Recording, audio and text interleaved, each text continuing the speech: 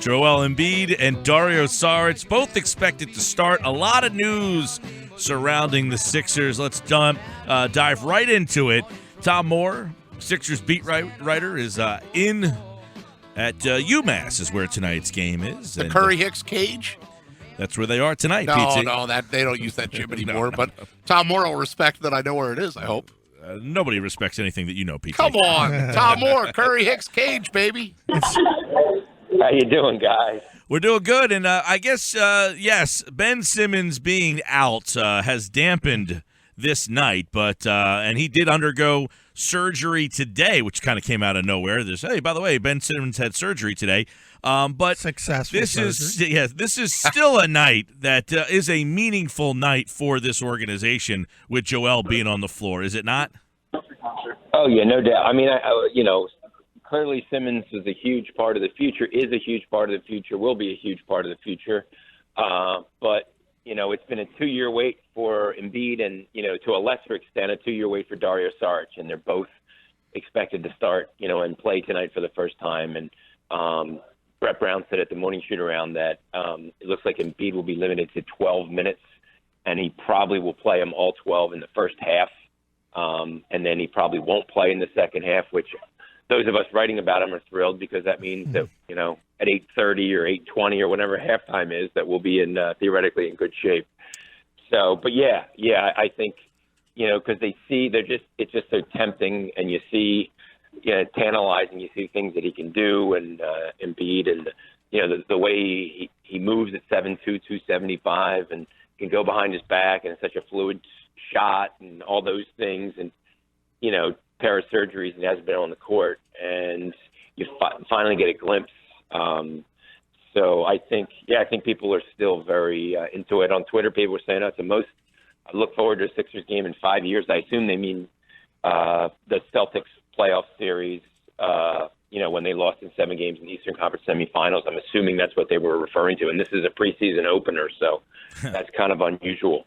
Yeah, there's no doubt about it. There is a different feel about the fact that Embiid is going to be out there actually playing. And then there's, of course, Dario, as you kind of hinted at. He's been out for 2 years, too, but his role has taken a significant change. He's probably the guy the most affected by Simmons' injury, correct? Yeah, I think so, Mike, because, I think he probably would have come off the bench. I mean, he would have played with Simmons some, but I don't think he would have started. I think Covington would have started at the 3 because he needed more shooting. And he would have kind of backed up Simmons and also played with him.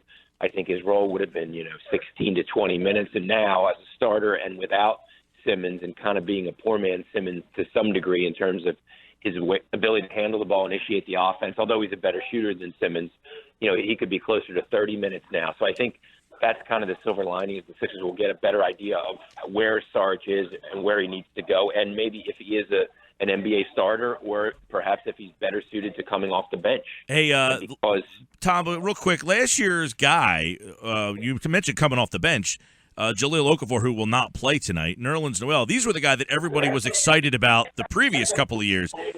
Okafor, it seems like he has almost no role now. I'm sure he has some role, but it seems very undefined. Noel, I guess, will be getting a lot of minutes when Embiid is taking a seat, and then those nights where Embiid doesn't play. But where do you envision Okafor through all this? He seems like a lost guy, and he's a guy who's potentially a double-double guy. Yeah, I mean, I think he and Embiid works on the offensive end, but I don't know about defensively because you don't want Embiid with his foot chasing around after power forwards, and you don't know if Okafor can do it. So, yeah, on the nights that Embiid doesn't play, Noel and Okafor share the job. On the nights that Embiid does play, you're right. I'm not sure. You still could go with 2 big guys. You could try that a little bit with Simmons out, at least while he's out. But that it's 3 guys who are seem capable of playing significant minutes and significant roles, and probably all of them are going to be doing less than they hoped for. And I mean, for Noel, he could be a restricted free agent next summer. So it's important that he gets numbers and performs well and shows that he's worthy of a decent contract. So there's a lot to ride, a lot on the line for these guys. Hey, Tom, obviously the big guys are the headliners on this team, and rightfully so. But kind of talk about what having some veteran guys in the backcourt. Jared Bayless, I think, is doubtful for tonight, but moving forward, Sergio Rodriguez, just having professionals get them the ball in the right spots. What does it mean for the development of this young talent? Yeah, I mean, that's something really that hasn't happened here. Carter Williams, I thought when he was here, they could have really benefited from a veteran backup to learn and practice and, learn what kind of, professionalism and habits and things like that. But now you have, Rodriguez, who was here for 4 years, went overseas and came back. And you have Gerald Henderson, who's a leader on this team and, has experience in toughness, defends. And then Bayless, who, doesn't look like he's going to play tonight. I think that is a big help, especially with so many young guys, to help get them in the right places, to do the right things, help them through. A lot of these experiences for these guys are new. They've never been through any of this stuff. So those guys could really, I think, help settle things down and to help them, navigate the waters, these uncharted waters. Hey, Tom, Brian kind of talked about it, I think, last week, the culture or when Simmons went down and what just the impact it has emotionally on this organization, this team going through all the losing.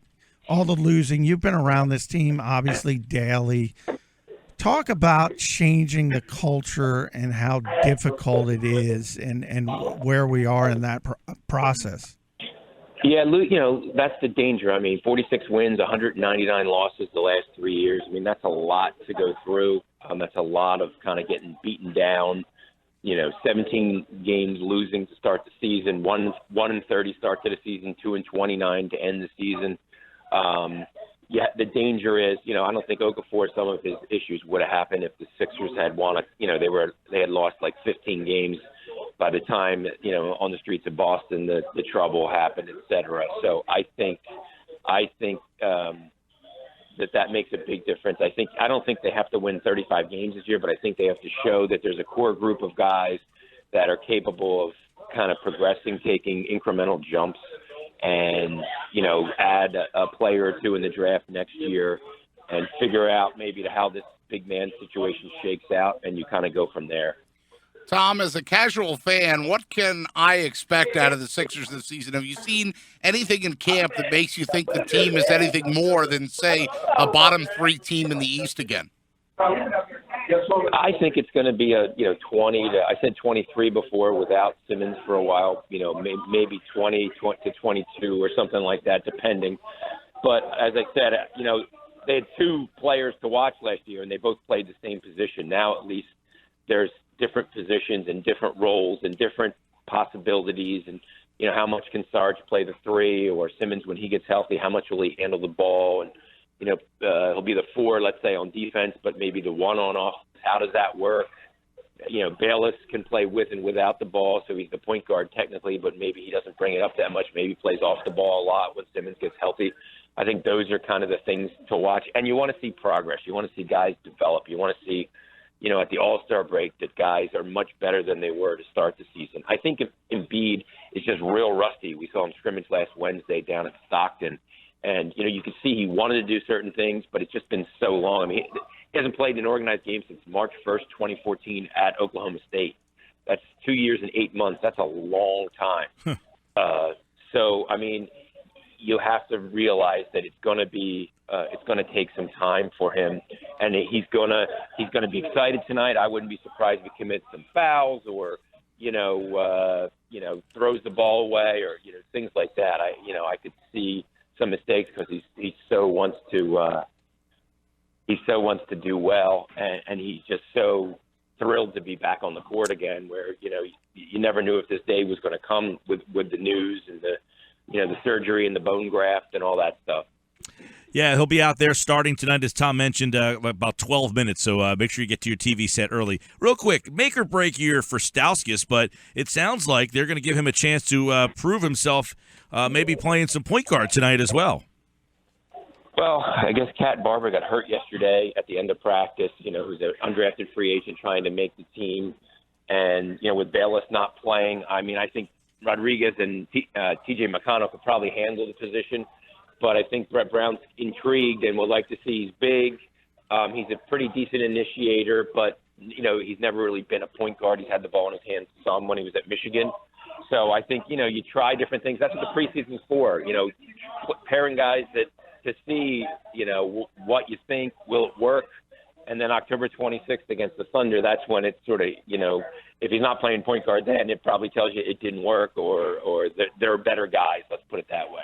All right, the Sixers open up tonight. Tom Moore, beat writer, Calkins Media at T Moore 76ers for tonight's Sixers-Celtics opener. Joel Embiid, Dario Saric. The 16 season is underway. All right, Tom, thanks so much, pal. All right, thanks a lot, guys. Take care.